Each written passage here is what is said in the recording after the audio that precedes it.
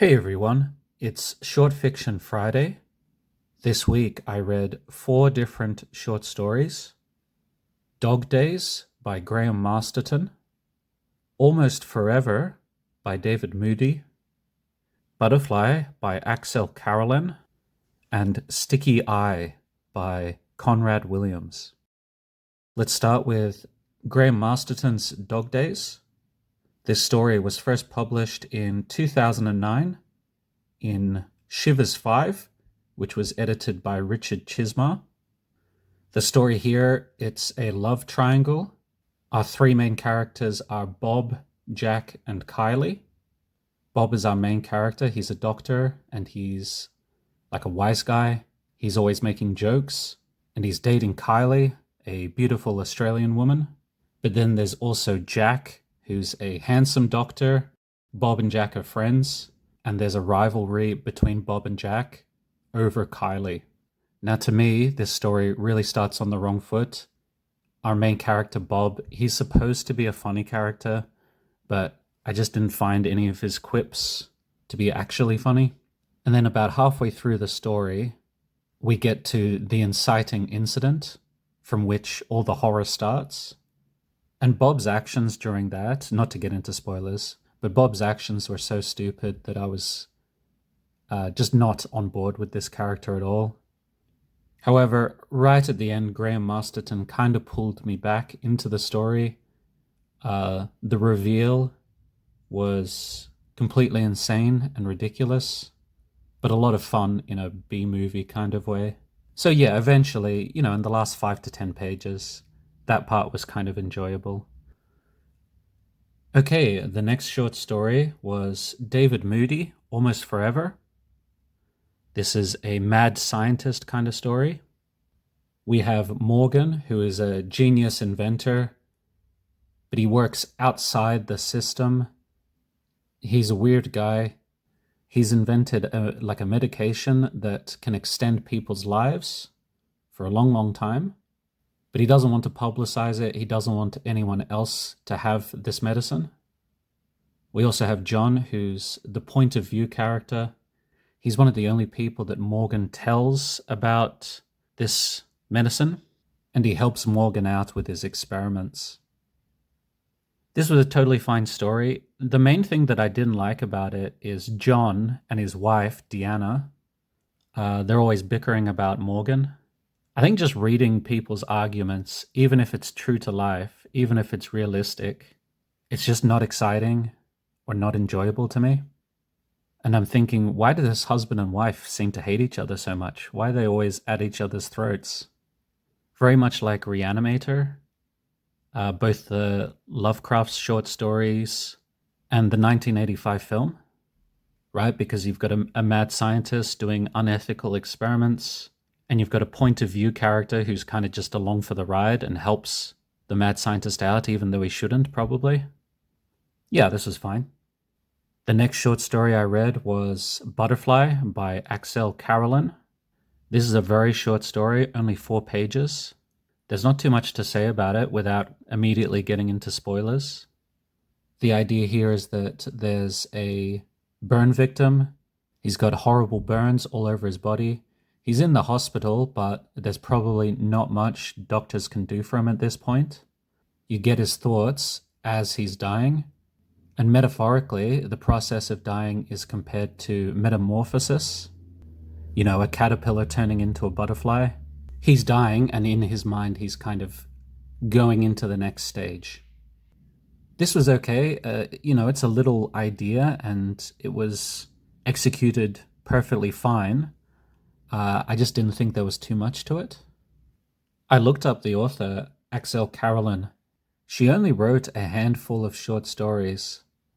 These days, she's actually directing like Netflix TV shows, Amazon original movies, that kind of thing. Good for her. All right, and the last thing that I read this week was Sticky Eye by Conrad Williams. Now, so far this week, everything I read was okay. They were fine, enjoyable in parts. Unfortunately, this one I did not enjoy. Our main character here is Welch. He's got a problem with his eyes. He goes to the doctor and is prescribed eye drops to treat him. But unfortunately, there's side effects for Welch. His vision gets blurry, he's seeing all sorts of weird shapes. And this is where the story gets kind of miserable. His lack of vision, his poor eyesight, starts to remind him of his childhood trauma and abuse. To me, this was a very bad combination of story elements. You've got a very miserable topic handled in not a delicate way, not a skillful way, and you've combined it with what could have been a fun medical horror concept. You know, this guy's vision is all messed up. Everything just kind of came together in a way that did not gel at all, and the writing was both boring and miserable. So I did not enjoy this one at all. Okay, and ranking the stories, possibly putting them onto my top 20. So I'll put the list up, the best short stories that I've read so far. I'm sure you could probably tell I wasn't too positive about any of the stories this week, so they are definitely not making the top 20. All right, let's pick some new short stories for next week. The way this works is very simple. This book will be number 1 through to 4. This is number 5 and 6. The 6-sided die will select the book. The 12-sided die will select the story within the book. Okay, first roll.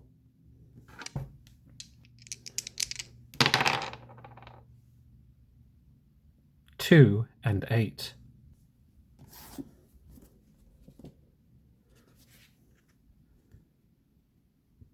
If there's a pencil mark next to it, it means I've already read that story, so I'll skip over those ones. 1, 2, 3, 4, 5, 6, 7, 8. I'll be reading Polyp by Barbie Wilde, and that is 13 pages. I'll keep on rolling the dice until I get to at least 50 pages total.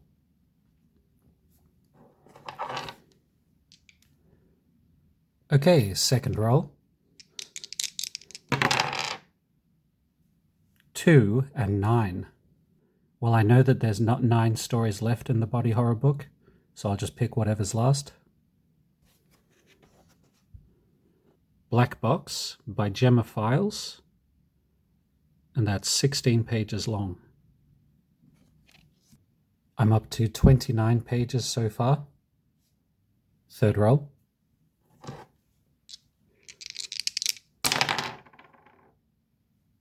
1 and 12.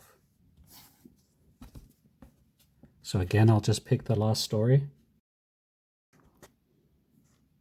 Residue by Alice Henderson, which is 12 pages.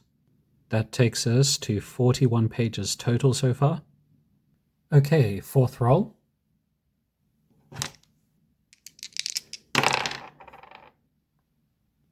1 and 12. What are the chances of that? Okay, I'll read Freak Tent by Nancy A. Collins. That's 12 pages long, which takes us up over the 50-page minimum. All right, that's all the short stories for next week. I'll put the selected stories up on the screen here. I'm most looking forward to Nancy Collins. I really enjoyed the last short story that I read by her. Go read these short stories if you have access to them. And I'll see you all again next week. Okay, thanks for watching. Bye.